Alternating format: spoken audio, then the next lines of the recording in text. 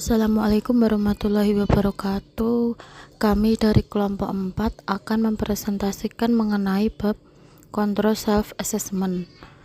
Sebelumnya izinkan kami untuk memperkenalkan diri dengan saya sendiri, Desi Aryani, kemudian rekan saya Reza Kristi Oktavia. Baik, yang pertama yaitu IIA mendefinisikan CSA adalah proses yang mana efektivitas pengendalian internal diperiksa dan dinilai. Tujuan CDA untuk memberikan keyakinan memadai bahwa semua tujuan bisnis akan dicapai.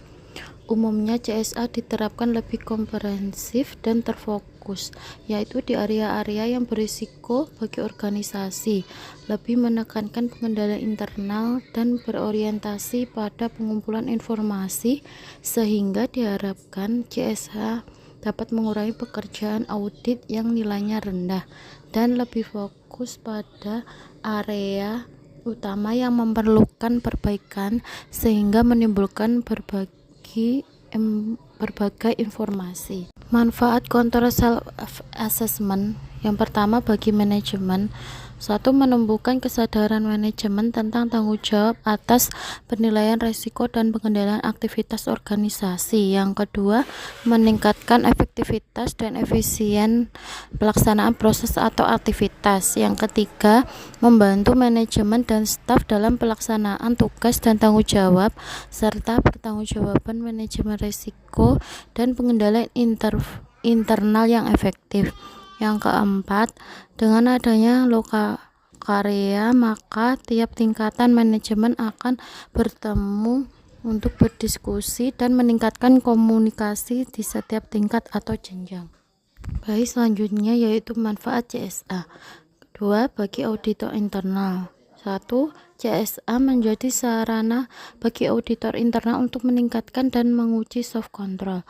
Yang kedua, meningkatkan peran dan fungsi unit audit internal dalam mengevaluasi risiko dan pengendalian.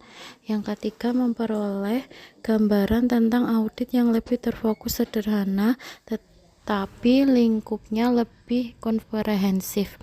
Yang keempat, merefleksikan auditor sebagai konsultan bukan sebagai polisi. Baik, untuk selanjutnya akan dipresentasikan oleh rekan saya Reza Kristi. Manfaat CSA yang kedua yakni bagi komite audit. Yang pertama, informasi yang dihasilkan dari CSA menjadi lebih tepat waktu.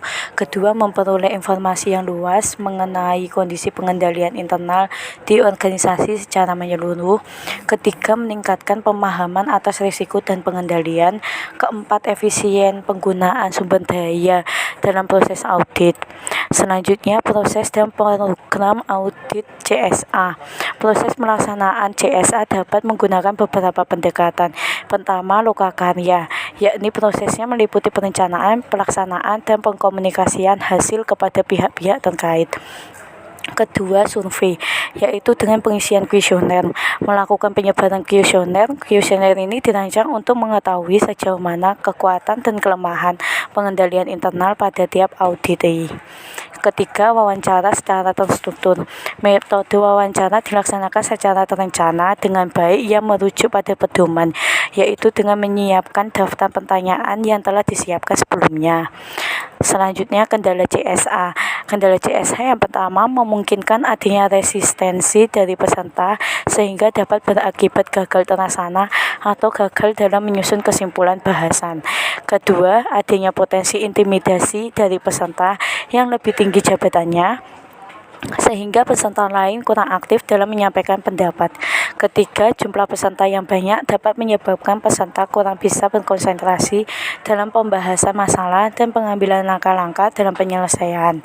Keempat, kurangnya pemahaman peserta disebabkan karena desain pelatihan yang kurang menarik sehingga peserta kurang berminat. Sekian presentasi dari kelompok kami, kurang lebihnya kami mohon maaf. Wassalamualaikum warahmatullahi wabarakatuh.